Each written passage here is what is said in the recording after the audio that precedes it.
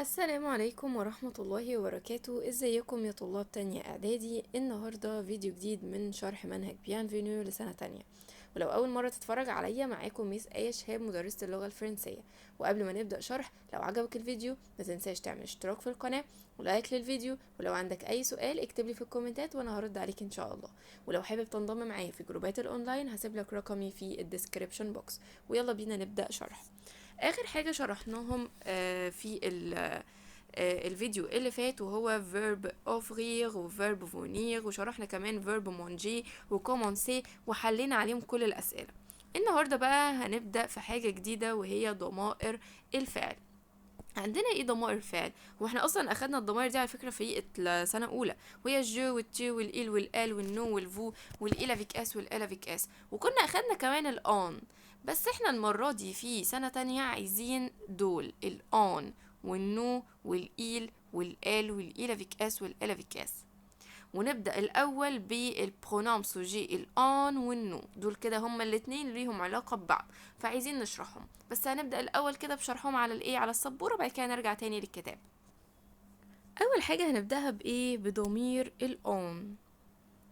هاجي أقولك كده وأسألك سؤال، هو الآن دي معناها إيه؟ لو ناس فاكرة من سنة أولى هيجي يقولي بالعربي كده يا ميس الآن معناها بالعربي نحن. معناها إيه؟ نحن. طب هو مين كمان بيساوي نحن؟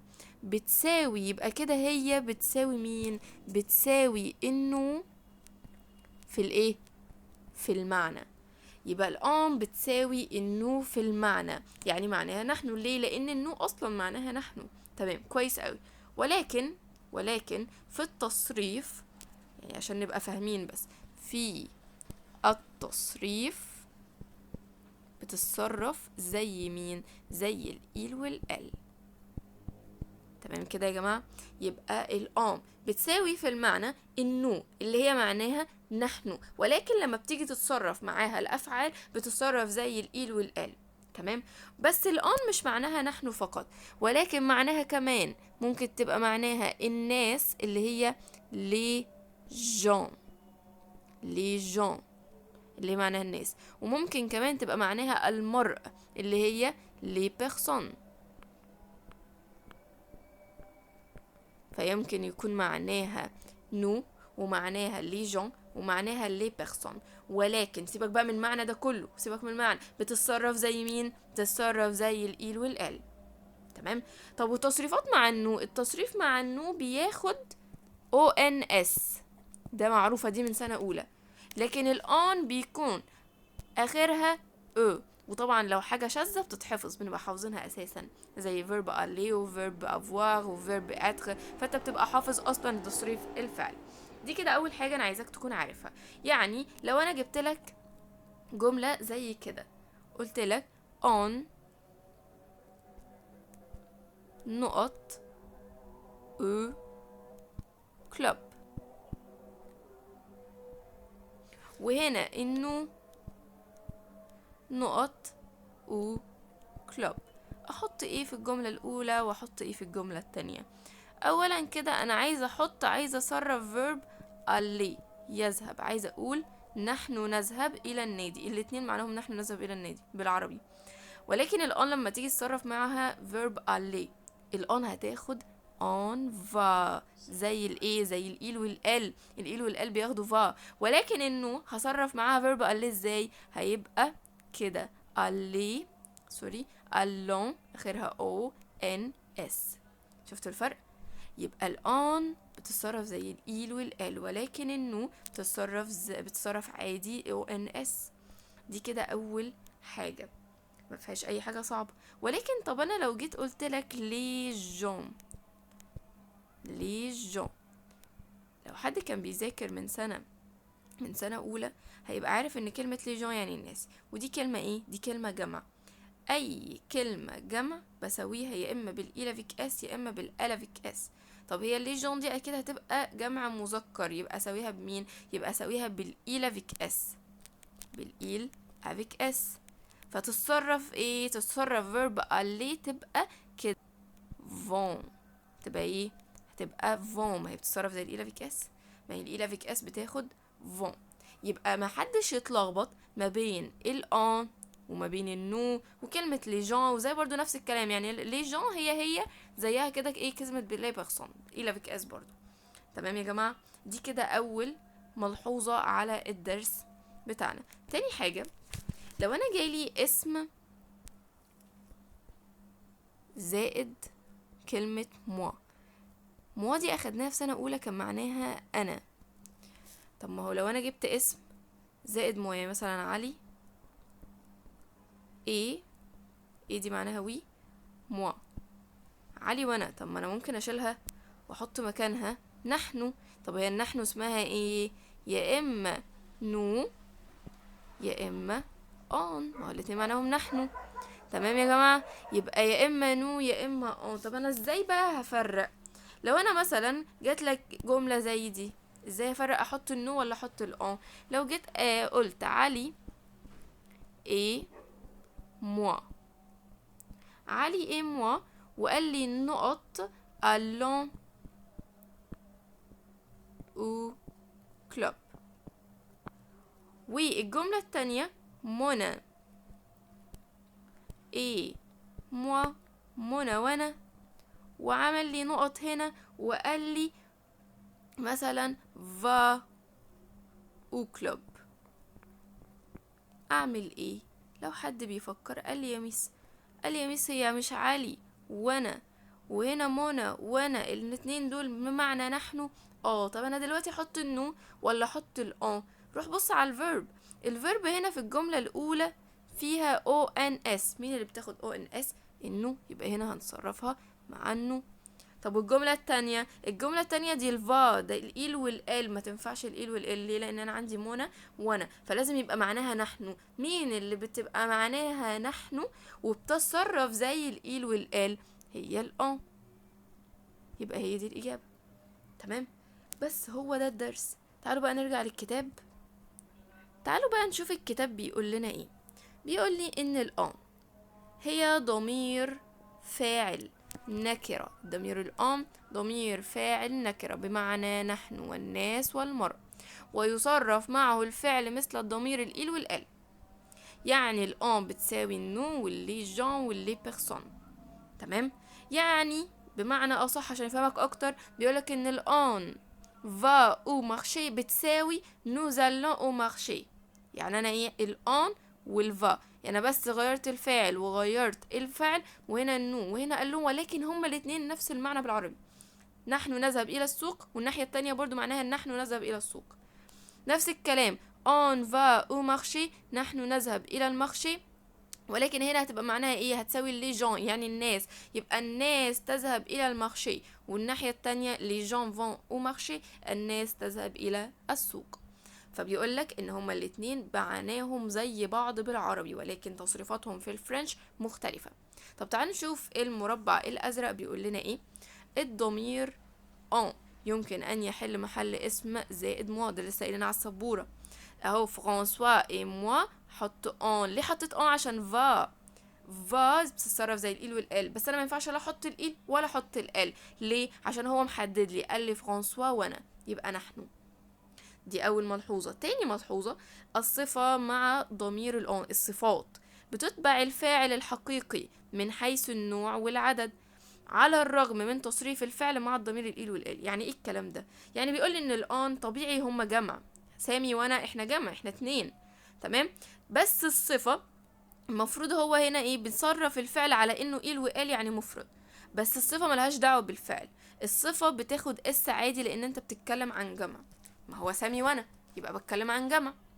تمام كده، ان شاء الله ما يبقاش في اي مشاكل. نيجي بقى لاخر حاجة وبعد كده تعالوا نحل مع بعض. انه بيقول لي هو ضمير فاعل للمتكلم بمعنى نحن، وده عرفناه لان هو اصلا معناه نحن، وده عارفينه من سنه اولى. بيحل محل اسم زائد موا. ايه ده؟ ما احنا لسه قايلين ان الان والنو الاتنين ينفعوا نصرفهم مكان اسم زائد موا. طب تعالوا نشوف كده. بيقول لي فرانسوا اي موا نو زالون. اشمعنى حطيت نو ما حطيتش الان؟ لان حضرتك عندك او ان اس.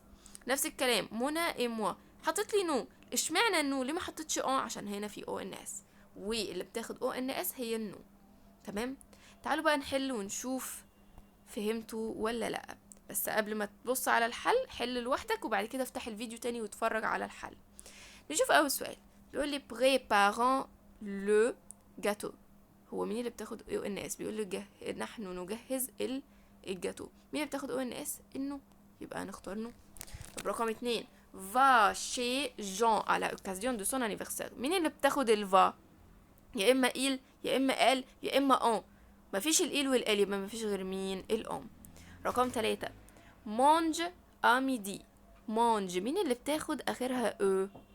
هو اللي بتاخد اخرها او يا اما الجو يا اما الإيل يا اما الال يا اما الأم. مفيش ولا واحدة غير مين؟ غير الأم. هي دي الموجودة. ما هو انت هتفكر تقولي هي مش الجو بتاخد اخرها او ومع الإيل والال اخرها او؟ ايوه. ومين كمان؟ مفيش ولا واحدة من الثلاثة دول، يبقى مفيش غير الأم. نيجي نشوف السؤال رقم 4، صم. مين اللي بتاخد صم؟ الناس اللي حافظين verb être اسمها نو صم. رقم 5، prendre. مين اللي بتاخد prendre؟ دي اخرها دو، اخدناها في سنة اولى. ده تصريف الإيل والال، بس الإيل والال مش موجودين، يبقى ما فيش غير مين؟ غير الآن. نحن نأخذ الشاي على كافيتيريا، في الكافيتيريا. رقم 6، pouvons. نشرب، نحن نشرب دو كافي، القهوة او ليه؟ باللبن. طب هي مين اللي بتاخد في بيفون او ان اس؟ مفيش غيرها النو. اوفغ اخرها او، مين اللي تاخد؟ مين اللي تاخد هنا؟ تاخد هنا الان. ممكن حد يجي في باله ويقول لي ليه يا ميس ما خدناش الجو؟ ليه ما خدتش الجو؟ مش الجو بتاخد اخرها او؟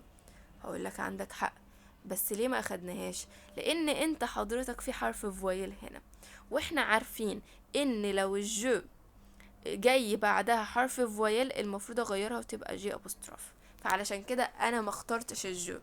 تمام. نيجي بعد كده للسؤال اللي بعده رقم 8، بيقول لي venons à la fête.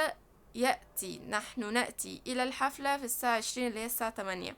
مين اللي بتاخد او ان اس؟ مفيش غيرها النو. نيجي بعد كده رقم 9، ايه فاتوجي. مين اللي بتاخد او اس تي؟ مين هقول لك الإيل بتاخد او اس تي والان بتاخد او اس تي. المفروض اختار ايه بقى؟ روح بص على الصفة فيها اس. هل ينفع اختار إيل هو يكون متعبين؟ مين اللي متعبين؟ هو واحد بس، المفروض اختار مين؟ نحن نكون متعبين. رقم 10، ايمون لا ميوزيك. بنحب الايه؟ بنحب الموسيقى. مين بتاخد او ان اس؟ اللي بتاخد او ان اس هي النو. رقم 11، شانت على فت. مين اللي بتاخد اخرها او؟ مفيش غيرها الان. رقم 12، مون جون دي بومبون. مين اللي بتاخد او ان اس؟ اللي بتاخد او ان اس هي النو. رقم 13، سفلى. مين اللي بتاخد اخرها او؟ مفيش غيرها الان. رقم 14، صم. اللي بتاخد صم هي نو صم، verb être. رقم 15، venons. اللي بتاخد او ان اس النو.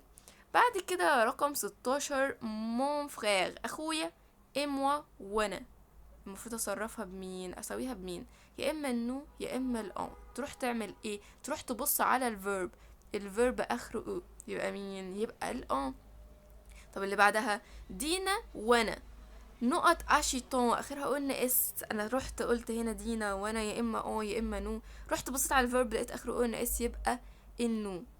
رقم 18، les invités et moi. المدعوين وانا. اصرفهم زي مين؟ الان ولا النو؟ اروح ابص على الفيرب اخره او يبقى الان. رقم 19، آية اي موا. آية وانا نقط برينو. مين اللي اخرها او ان اس؟ تاخد النو. بعد كده رقم 20، كاسك النقط برينو على فت. اللي اخرها او ان اس مين؟ النو. ما اعتقدش ان في اي حاجة صعبة في الدرس ده، كل حاجة فهمناها وازاي نحط اون امتى ونحط النو امتى، والدنيا سهلة جدا. نيجي بقى بعد كده ل البرونوم سوجي. اللي برونوم سوجي الضمائر الفعل اللي هي الإيل والآل والإيل افيك اس والآل افيك اس، وبرضو سهلين جدا. بس تعالوا برضو نشرح مع السبورة الأول، بعد كده نرجع للكتاب. الضمائر الإيل والآل والإيل افيك اس والآل افيك اس محيرنا وبيقعدوا يتغيروا وشكلهم بيتغير، المفروض نعوضهم بإيه؟ بحاجات تانية. ايه هما؟ انا كده هسهلها عليك وتحفظ الجملتين دول. اول جملة، اي اسم مفرد هساويه بحاجة من اتنين. هساويه بايه؟ يا اما بالإيل، ركز بقى معايا كده، يا اما بالإيل يا اما بالال. الناس اللي مش فاكرة من سنة اولى هو معانيهم ايه اصلا. إيل معناها هو، وال معناها هي. يعني بالعقل كده، لو اسم مفرد ومذكر اساويه بمين؟ هساويه بالإيل. ولو اسم مفرد ومؤنث هساويه بايه؟ هساويه بالال. شفت الموضوع سهل ازاي؟ يبقى دي اول جمله عايزاك تحفظها. تاني جمله المفروض تكون حافظها ايه هي؟ ان اي اسم جمع هساويه يا اما بالإلى فيك اس يا اما بالآلة فيك اس، حاجه من اتنين. طب وامتى ده وامتى ده؟ نفس الكلام، معانيهم ايه؟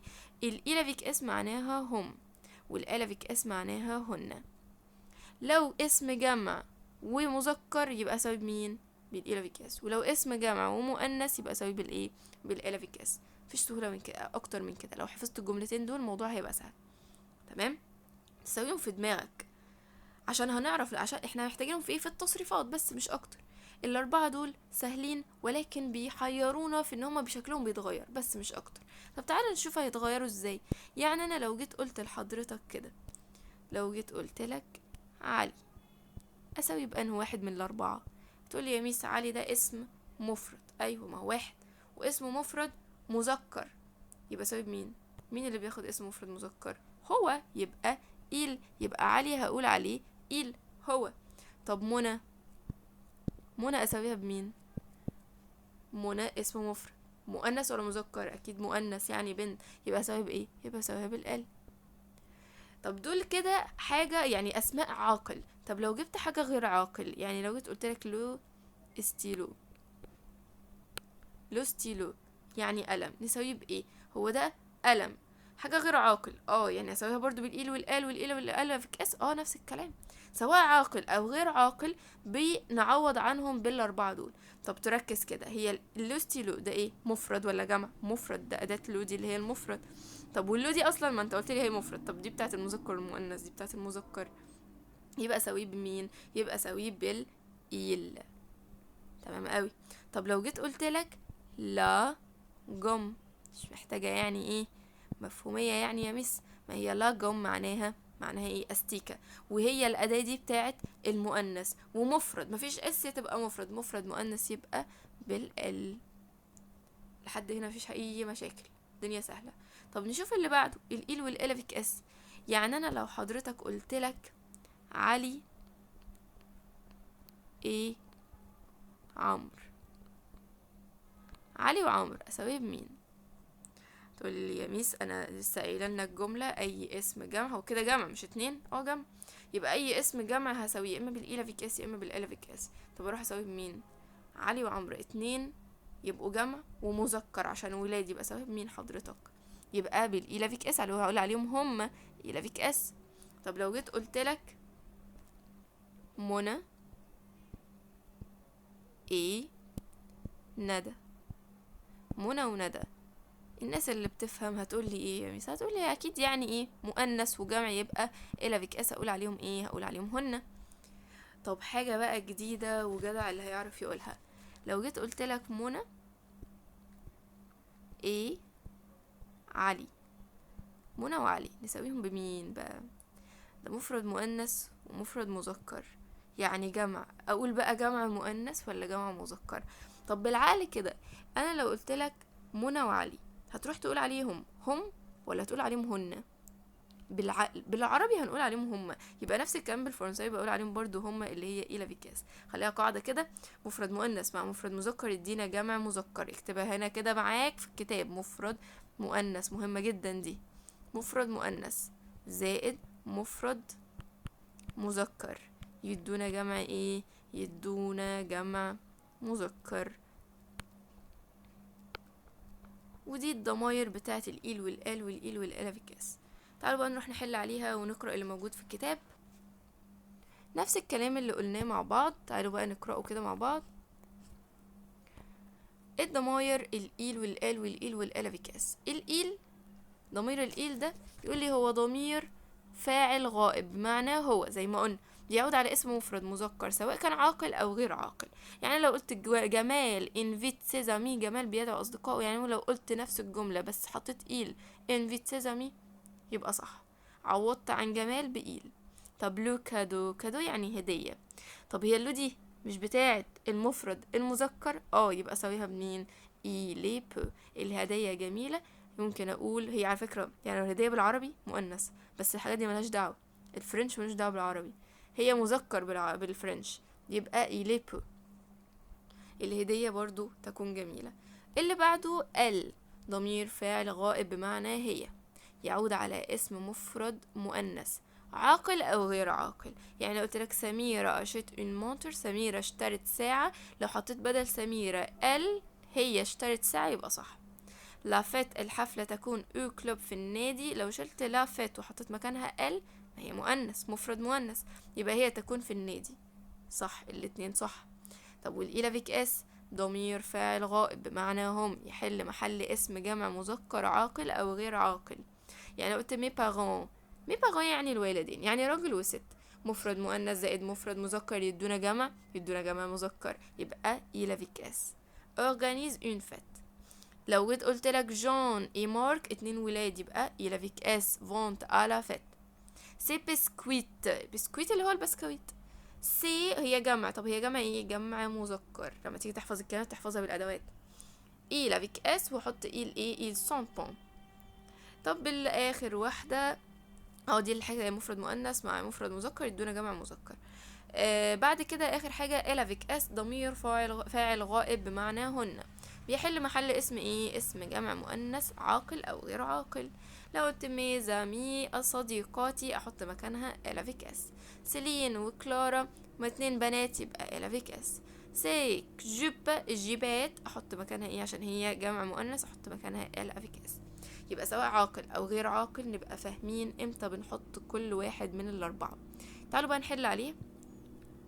اول سؤال في الاكتيفيتي الاولاني، ليس انفيت المدعوين دول ايه؟ جمع مذكر وجمع مؤنث. لما تيجي تحفظ الكلمات هتلاقيهم في الجدول الاول المذكر، يبقى هي جمع مذكر، يبقى عوض عنها بمين؟ يبقى عوض عنها بالافيك اس. برافو. طب رقم 2 ميسور اخواتي البنات، اخواتي البنات يبقى ايه؟ يبقى الافيك اس جمع مؤنث. سي لي انيفرسير دو منى، عيد ميلاد منى اسمه مفرد ومؤنث يبقى سوي مين؟ بقلب. شريف عايزة اعوض عن شريف اسم مفرد ومذكر يبقى إيل. لوسي اسم بنت ومؤنث يبقى ال. سي لونات دو سولي، لونات دو سولي لما جيت حفظتها كانت في الكلمات المؤنثة وهي جمع، يبقى جمع مؤنث يبقى عوض عنها بالايه؟ بالالافيك اس. اويه مامونتر اين ساعتي، طب انا هعوض عن مين؟ عن ايه؟ عن الساعة. عايزة اقول ان هي تكون على التابلت، طب دي كلمة ايه؟ كلمة مؤنثة، كلمة مؤنثة ومفرد يبقى سبب مين؟ سبب بالال. رقم 2 علي وسارة، مفرد مذكر مع مفرد مؤنث يدونا جمع مذكر يبقى إلافيك اس. رقم 3 سي فلور، الورود، كلمة فلور لما جينا حفظناها يا ميس كانت كلمة مؤنثة يبقى جمع مؤنث، مين اللي هيسويها؟ الافيك اس. رقم 4 سيت بواسون، سيت بواسون المشروبات كلمة ايه؟ كلمة مؤنثة. الست دي الأداة صفة إشارة اللي هي المؤنث. هذه المشروبات يبقى أقول ايه؟ دي كلمة مؤنث ومفرد يبقى هقول الال. هاني وسميرة مفرد مذكر مع مفرد مؤنث يدونا جمع مذكر. رقم 6 سي فوتو، الصور، كلمة فوتو كلمة ايه؟ كلمة مؤنثة، طالما كلمة مؤنثة يبقى احط ايه؟ يلا فوتو يبقى جمع مؤنث يبقى احط الافيك اس. سي كادو، كلمة كادو مذكر وجمع مذكر يبقى الافيك اس. وبكده نكون خلصنا شرح النهاردة. لو عجبك الفيديو ما تنساش تعمل اشتراك في القناة ولايك للفيديو، ولو حابب تنضم معايا في جروبات الاونلاين هسيب لك رقمي في الديسكريبشن بوكس. وتذاكر وتحل الاسئله اللي موجوده عليها تحت اللي تمام. واهتم وربنا يوفقكم جميعا يا رب، واشوفكم في فيديو جديد. au revoir.